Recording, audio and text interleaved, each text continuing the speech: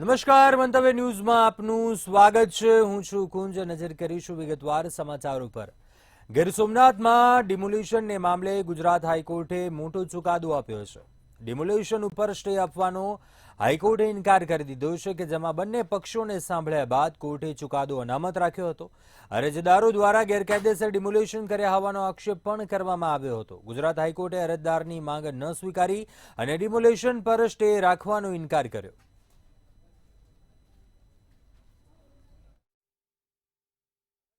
सारी सूची दोनों पक्षों से मंगाई कि इसके लिए हम देखेंगे कि आपके साथ कौन कौन से स्ट्रक्चर तोड़े गए हैं और उस पर आगे के कैसी कानून के सम्मत कार्रवाई हो, इसके लिए उन्होंने 24 तारीख की और नोटिस जारी किया। तो इंटरिम रिलीफ ग्रांट न होने की वजह से सरकार क्या आगे कार्रवाई कर पाएगी? हमको ये फैसला हमारे पक्ष में है। हमारी लार्जर डिमांड जो है कि हमारे साथ ड्यू प्रोसेस फॉलो नहीं किया गया, कानून का पालन नहीं किया गया, उसको पार्शियली कोर्ट ने माना और इसी पर उन्होंने सरकार को नोटिस जारी किया। ये हमारे लिए न्याय के लिए एक उम्मीद जगाता है। તોયણી પ્રાથમિક શાળાના નરાધમ આચાર્ય દ્વારા 6 વર્ષીય માસૂમ બાળા સાથે દુષ્કર્મનો પ્રયાસ કરી હત્યા કરવાનો મામલો સામે આવ્યો હતો। ત્યારે દાહોદ જિલ્લા પોલીસે માત્ર 12 દિવસમાં 1700 પાનાની ચાર્જશીટ કોર્ટમાં રજૂ કરી છે। સમગ્ર કેસની તપાસમાં જિલ્લા પોલીસે એફએસએલની મદદથી અત્યંત આધુનિક વૈજ્ઞાનિક પદ્ધતિથી કેસ ઉકેલ્યો છે। સમગ્ર ગુજરાતમાં પહેલીવાર આધુનિક ફોરેન્સિક સિસ્ટમનો ઉપયોગ કરવામાં આવ્યો છે।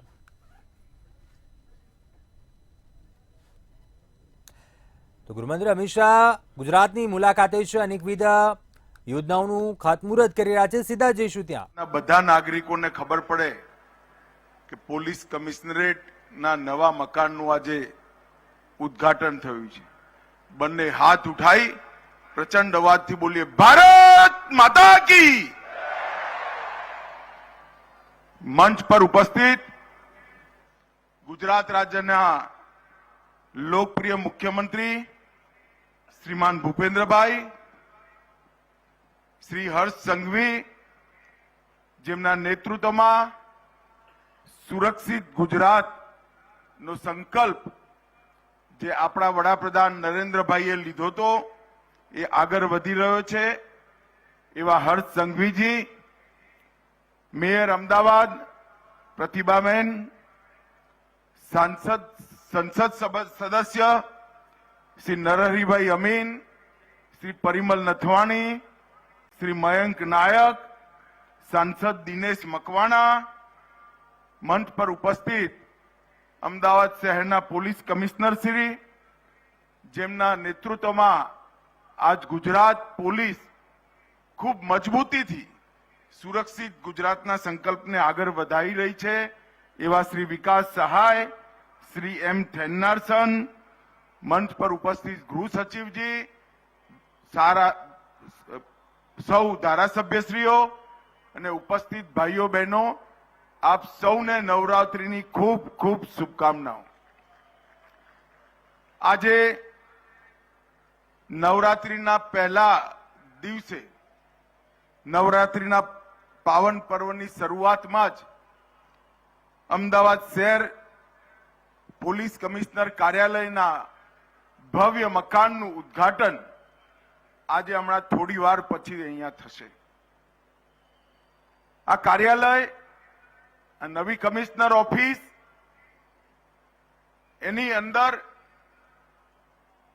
ખાલી મકાનની સુવિધાઓ નથી વધવાની, એની સાથે સાથે અનેક પ્રકારથી નવી કાર્ય સંસ્કૃતિ અમદાવાદ શહેર પોલીસની પ્રસ્થાપિત થાય એ પ્રકારની ચિંતા અહીંયા કરી છે। એટલા માટે હું ભૂપેન્દ્રભાઈ, હર્ષભાઈ, ડીજીપી વિકાસ સહાય અને પોલીસ કમિશનર સૌને ખૂબ ખૂબ હૃદયથી અભિનંદન આપું છું। મિત્રો, નવરાત્રિનું પર્વ શક્તિના સંચયનું પર્વ છે, સત્વના સંચયનું પર્વ છે અને જ્ઞાનના વર્ધનનું પર્વ છે। નવરાત્રિના પર્વમાં પૂરા દેશની અંદર શક્તિના આરાધનના 9 દિવસ આપણા શાસ્ત્રોક્ત રીતે સૌ લોકો મનાવી પોતપોતાની રીતે સાત્વિક સમાજની રચનામાં આગળ વધતા હોય છે. પરંતુ આજે હું ગુજરાતમાં છું અને ગુજરાતની અંદર નવરાત્રી ખાલી શક્તિનું પર્વ નથી રહ્યું. દુનિયાભરના લોકો ગુજરાત આવીને અચંબિત થાય એવા ભવ્ય રાસ ગરબા જે આપણી પરંપરા છે, આપણી સંસ્કૃતિનું આ સુંદર સંદેશ લઈ નવરાત્રીમાં પાછા જાય છે. હું આજે નવરાત્રી પર્વની સૌ ગુજરાતના ભાઈ બહેનોને, અમદાવાદના ભાઈ બહેનોને હૃદયપૂર્વક શુભેચ્છાઓ આપું છું. મિત્રો, આજે લગભગ 18,000 વર્ગ મીટરમાં આ મોટી કમિશનર ઓફિસનું ઉદ્ઘાટન થવાનું. લગભગ 140 કરોડ રૂપિયાના ખર્ચે 7 માળની આ ઇમારત, એની અંદર state of the art technology છે. એટલું જ નહીં, સાથે સાથે જવાનોને ચુસ્ત દુરુસ્ત રાખવા માટે જિમ્નેશિયમ, નાગરિકોની વ્યવસ્થા માટે પાર્કિંગની સુવિધા, સીસીટીવી, ફાયર સેફટી અને સેન્ટ્રલાઇઝ એસીની વ્યવસ્થા પણ કરવામાં આવી છે. આધુનિક ભવન ન કેવળ સુરક્ષાને સુનિશ્ચિત કરશે, એની અંદર પોલીસ મ્યુઝિયમ બનાવીને અમદાવાદ શહેરની સુરક્ષા માટે સ્થાપનાથી આઝાદીથી અત્યાર સુધી જે કંઈ સુરક્ષા માટેના પ્રયાસો થયા છે એનું એક યાદગાર નજરાનું પણ આજે અહીંયાથી અપાશે. જે પોલીસ કર્મચારીઓએ નાગરિકોની રક્ષા માટે શહીદગી વહોરી એમના સ્મારકમાં એક સુંદર શહીદ સ્મારકનું પણ અહીંયા રચના કરવામાં આવી છે. જન સુવિધા કેન્દ્ર અને એક કંટ્રોલ રૂમ જે સમગ્ર અમદાવાદના ખૂણે ખૂણાને આવરી લઈ સમગ્ર અમદાવાદની સુરક્ષાની સુનિશ્ચિતતા કરશે એવું આધુનિક પોલીસ કમિશનરની ઓફિસનું આજે ઉદ્ઘાટન થઈ રહ્યું છે. હું અહીંયાથી જ સંસદ સભ્ય છું. ભૂપેન્દ્રભાઈ, તમારો અને હર્ષભાઈનો ખૂબ ખૂબ ધન્યવાદ, આભાર કે અમદાવાદના નાગરિકોને તમે ખૂબ સુંદર આજે ભેટ આપી છે. એની સાથે સાથે જોઈન્ટ ઇન્ટ્રોગેશન સેન્ટરની ઉદ્ઘાટન થયું. 13 તુજકો અર્પણ પોર્ટલનું પણ ઉદ્ઘાટન થયું અને સાયબર સાથી પુસ્તકનું પણ પ્રકાશન થયું. આ ત્રણેય ઇનિશિયેટિવ એક પ્રકારથી 2 ઇનિશિયેટિવ સાયબર ક્રાઇમથી ત્રસ્ત નાગરિકોને જાગૃત કરવા માટે અને કાયદાની પરોજણમાંથી, જંજારમાંથી મુક્ત કરી એમના પોતાના પૈસા વધુને વધુ ઝડપથી એમના બેંક એકાઉન્ટમાં પાછા જાય એ માટે કામ કરવાના છે. ને ત્રીજું, અમદાવાદે બહુ હુલ્લડો જોયા છે, બહુ કોમી તોફાનો જોયા છે, કેટલીય અશાંતિનો ભોગ, કેટલાય આતંકવાદી હુમલાનો ભોગ અમદાવાદ બન્યું છે.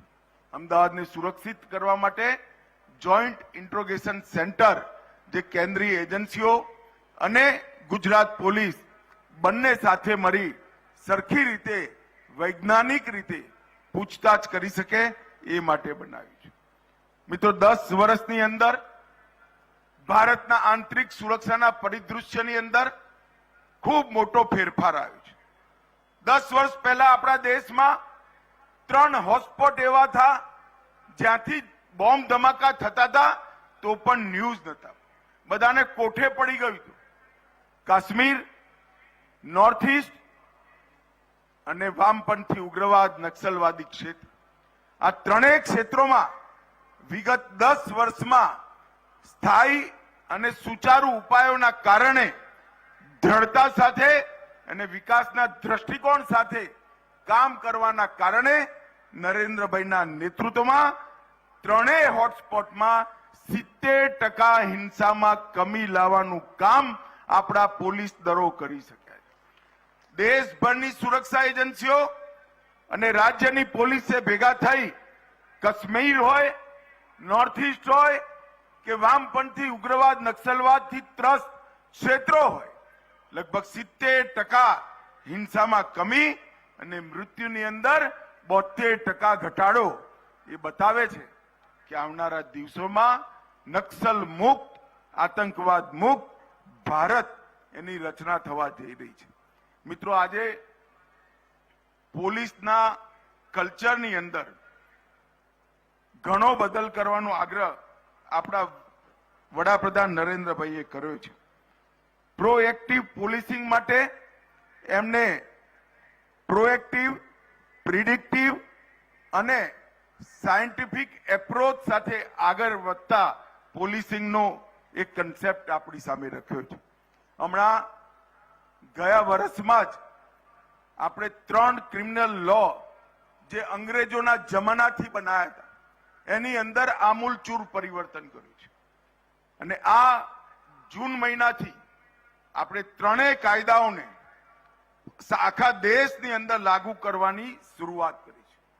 મિત્રો, આ 3 કાયદાઓના પરિવર્તનમાં ખૂબ બારીકીથી ધ્યાન રાખી પરિવર્તન કરવામાં આવ્યું છે.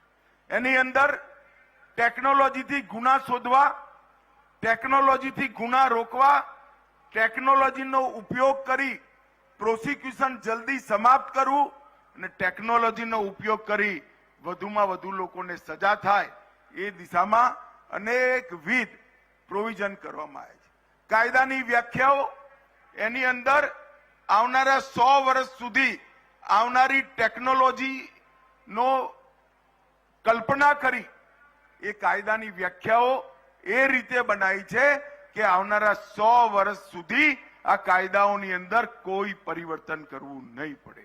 અને મિત્રો, ચાહે ઇન્વેસ્ટિગેશન હો, ચાહે પ્રોસિક્યુશન હો કે ચાહે ન્યાયિક પ્રક્રિયા હો, 3 પ્રક્રિયાઓની અંદર કઈ રીતે સમયનો વ્યય ના થાય, કઈ રીતે મોડું ના થાય એની ચિંતાઓ 83 જગ્યાએ પોલીસ, વકીલો અને ન્યાયાધીશો 3ને સમય મર્યાદાની અંદર બાંધી આપણે આગળ વધવાનો નિર્ણય કર્યો છે. હું આજે આ મંચ ઉપરથી સમગ્ર ગુજરાતની જનતાને કહેવા માંગુ છું કે આ કાયદાઓના સંપૂર્ણ અમલ પછી એના માટે જરૂરી ઇન્ફ્રાસ્ટ્રક્ચર બનાવવાની જે શરૂઆત કરી છે એ બન્યા પછી 3 વર્ષમાં આપણા ક્રિમિનલ લો દુનિયાના સૌથી આધુનિકમાં આધુનિક આપણું ક્રિમિનલ ન્યાયતંત્ર બનશે. અને 3 વર્ષની અંદર એફઆઈઆર થવાથી માંડી સુપ્રીમ કોર્ટ સુધી સમગ્ર ન્યાયની પ્રક્રિયા પૂરી થઈ લોકોને ન્યાય મળશે. મિત્રો, જ્યારે નરેન્દ્રભાઈએ ભારતના અર્થતંત્રને 11મા નંબરથી 5મા નંબર પર લાવવાનું કામ કર્યું અને 2027 સુધીમાં આપણે 5મા નંબરથી નિશ્ચિત રૂપે દુનિયાના 3જા નંબરનું અર્થતંત્ર બનવા માટે આગળ.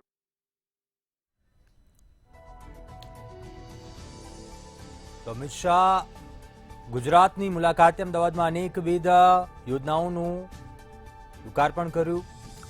સાથે જ સંબોધન દરમિયાન અનેક યોજનાઓને લઈને વિગતવાર કર્યા. નવી સીપી કચેરીનું ઉદ્ઘાટન કર્યું. 18,000 વર્ગ મીટર જગ્યામાં ઉદ્ઘાટન કર્યું.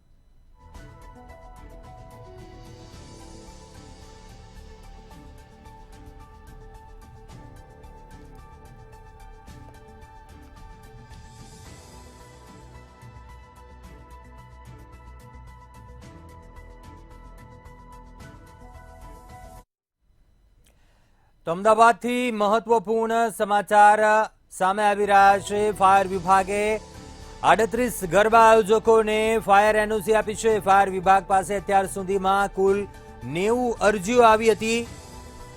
જોકે ગરબા આયોજનના પહેલા દિવસે પણ ફાયરની ટીમની કામગીરી ચાલુ છે.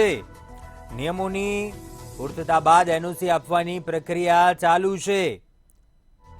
અમદાવાદમાં કુલ 82 આયોજકોએ પોલીસને ફાયર એનઓસી જમા કરાવી.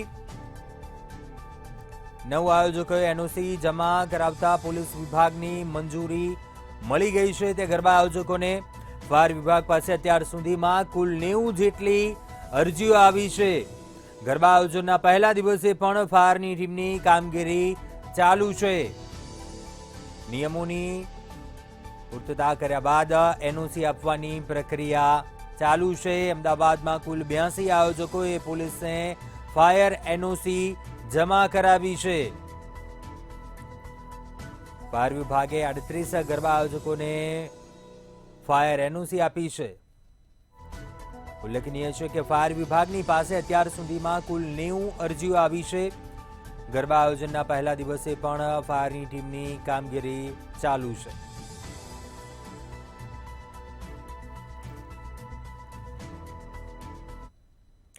ઇકો સેન્સિટિવ ઝોનને લઈને ભાજપ નેતાનું નિવેદન સામે આવ્યું છે.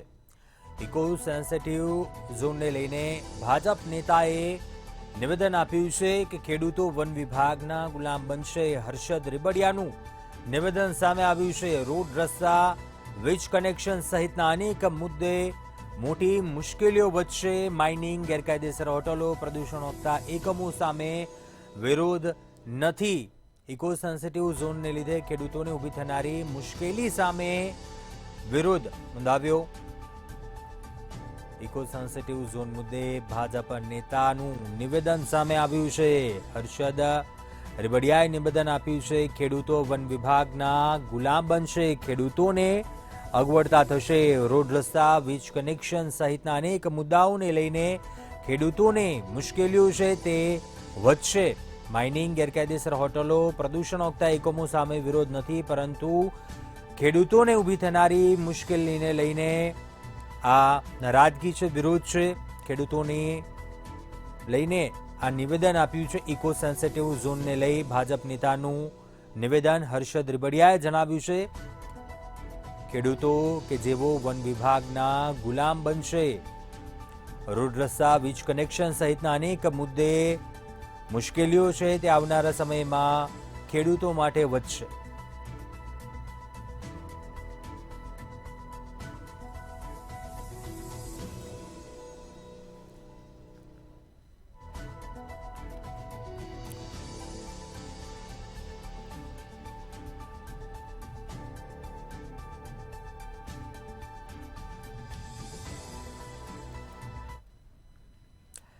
તો અન્ય મહત્વપૂર્ણ સમાચાર હાલ સામે આવી રહ્યા છે. રાજ્યમાં 1903 સ્ટાફ નર્સની ભરતી કરવામાં આવશે.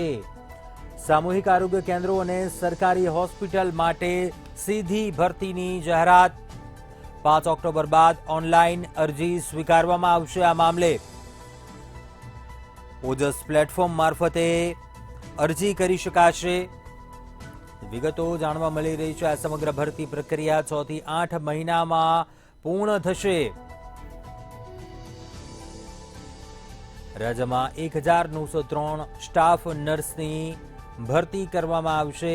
સામૂહિક આરોગ્ય કેન્દ્રો અને સરકારી હોસ્પિટલ માટે સીધી ભરતી. 5 ઓક્ટોબર બાદ ઓનલાઈન અરજી સ્વીકારવામાં આવશે.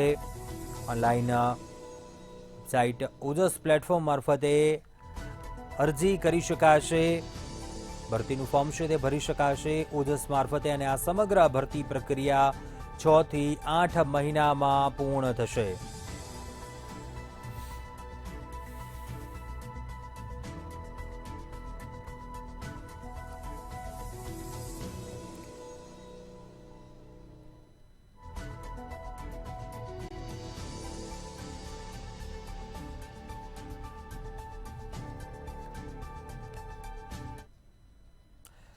પાટણમાં એનએસયુઆઈએ વિરોધ નોંધાવ્યો છે. પાટણથી મહત્વપૂર્ણ સમાચાર સામે આવી રહ્યા છે. પાટણમાં એનએસયુઆઈએ નારાજગી વ્યક્ત કરી છે. એચએનજીયુ ખાતે એનએસયુઆઈનો વિરોધ. રજિસ્ટ્રાર કમલ મોડની ઓફિસમાં એનએસયુઆઈએ ઘૂસીને વિરોધ નોંધાવ્યો. ગરબાનું આયોજન યુનિવર્સિટીએ રદ કરતા વિરોધ નોંધાવવામાં આવ્યો. એનએસયુઆઈએ વિરોધ નોંધાવ્યો. એમબીબીએસ મૂલ્યાંકન મામલે પણ યોગ્ય કાર્યવાહી કરવામાં આવે તેવી માંગણી કરવામાં આવી. ગરબાનું આયોજન યુનિવર્સિટીએ રદ કરતા એનએસયુઆઈએ વિરોધ નોંધાવ્યો હતો. પાટણમાં એચએનજીયુ ખાતે એનએસયુઆઈની નારાજગી વિરોધ નોંધાવ્યો હતો.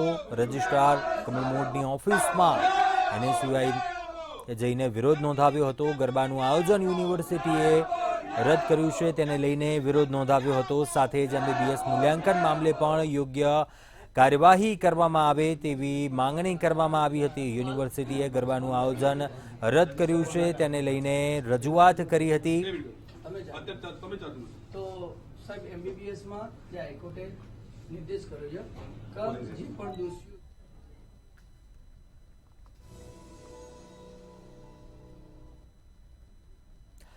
સુરેન્દ્રનગરના વઢવાણ માર્કેટિંગ યાર્ડ ફરી વિવાદમાં આવ્યું હતું, જ્યાં માર્કેટિંગ યાર્ડના ચેરમેન અને 2 ડિરેક્ટરો દ્વારા રેકોર્ડમાં ચેડા કરવામાં આવ્યા હતા, જેને લઈને ગાંધીનગરથી અધિકારીઓ સુરેન્દ્રનગર તપાસમાં પહોંચ્યા હતા તેમજ ચેરમેન અને ડિરેક્ટરોની કામગીરી સામે સવાલ ઉઠાવવામાં આવ્યા હતા। આ સાથે જ સુરેન્દ્રનગર મંડળી રજિસ્ટરને સાથે રાખી તપાસ શરૂ કરવામાં આવી હતી।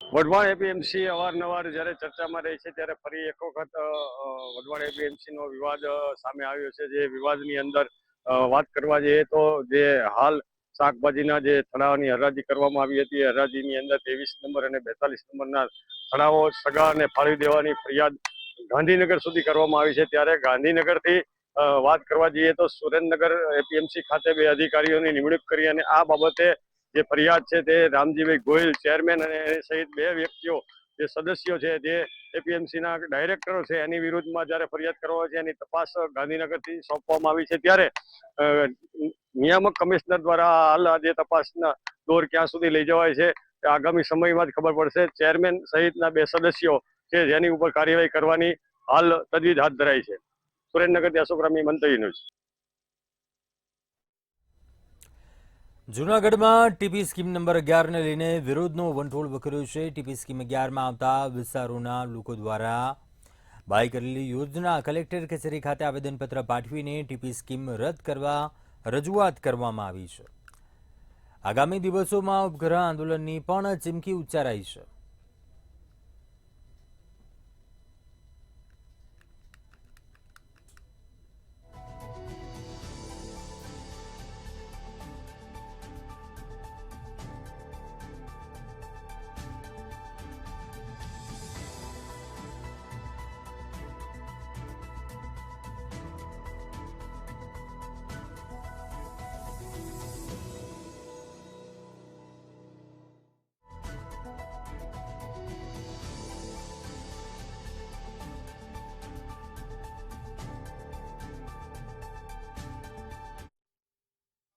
માંગણી છે કે આ ટીપી 11 રદ થાય।